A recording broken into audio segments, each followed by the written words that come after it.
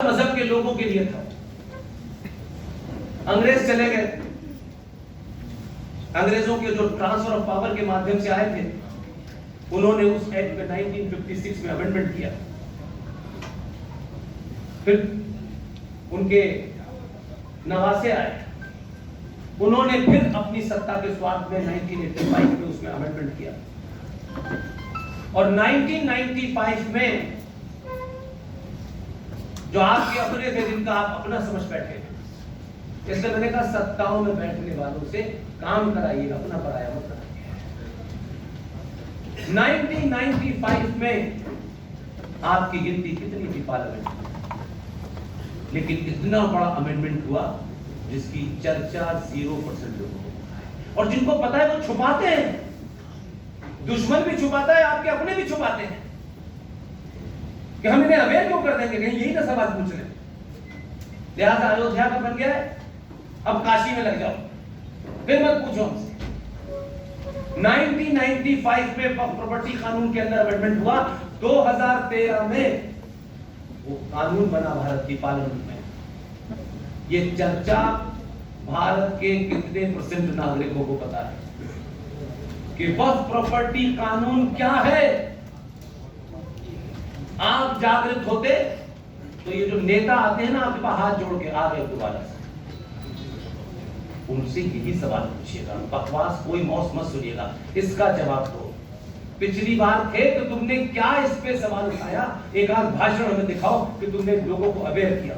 तुम नहीं रोक पाए पार्लियामेंट में क्योंकि तुम्हारी गिनती कम थी, लेकिन तुमने इसके बारे में देश को जगह जगह बताया कि नहीं बताया? एक आध कागज की कटिंग दिखाओ, ये पूछिए, दोबारा मुंह दिखाने लायक नहीं। एक कानून भारत के अंदर पास हो गया, वक्फ प्रॉपर्टी कानून। उस कानून का आर्टिकल 36 सेक्शन 40,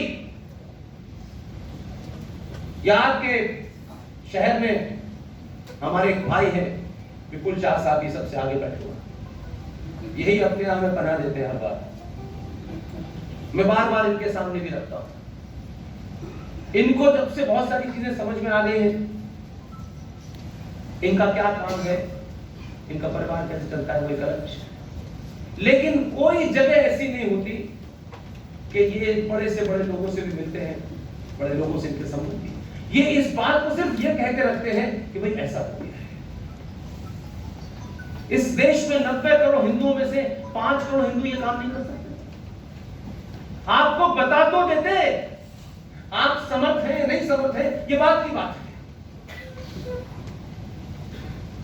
इसलिए सब चुप बैठे रहे।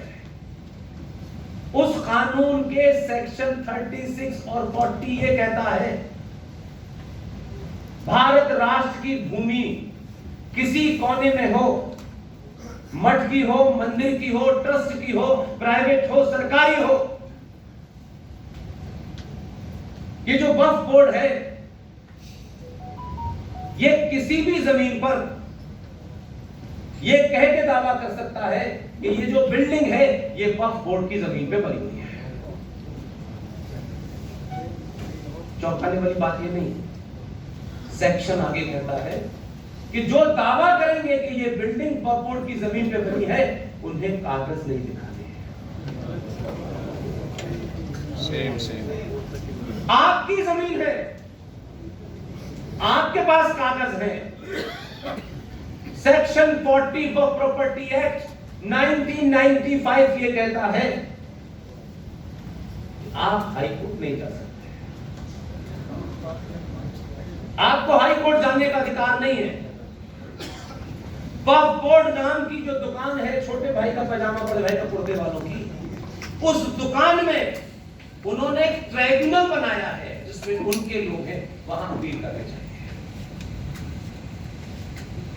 और अगर 3 साल तक किसी ने इस जमीन के बारे में कहा कि ये जमीन बिल्डिंग हमारी है, वक्फ बोर्ड की जमीन पे बनी है, तो उनको उस सेक्शन के तहत नोटिस भी यहां के मालिक को नहीं देना है।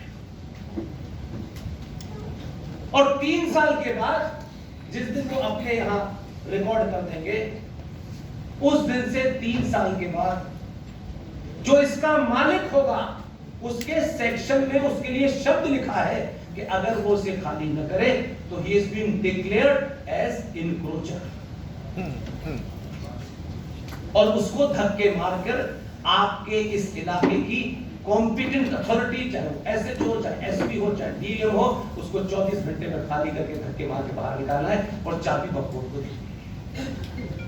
ये कानून पास हो गया। 95 अमेंडमेंट हुआ, 2013 में हो गया। 2013 में 117 थे गिनती में, 117 लोगों को भी बता देते तो शायद देश में जागृति आ जाती।